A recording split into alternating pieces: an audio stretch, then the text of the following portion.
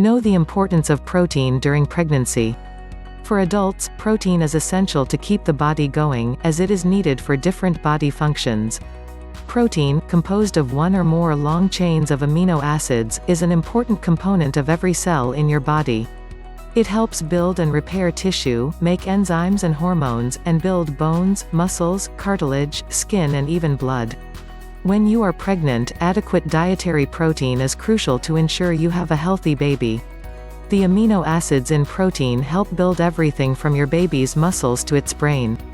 Protein is also needed to produce the right amount of blood cells and aids the body in producing iron, an important nutrient that helps you maintain a healthy immune system. Women often need more iron than usual when they are pregnant.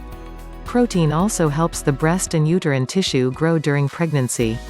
On the other hand, low protein intake during pregnancy can lead to a number of health problems in both the mother as well as the developing baby.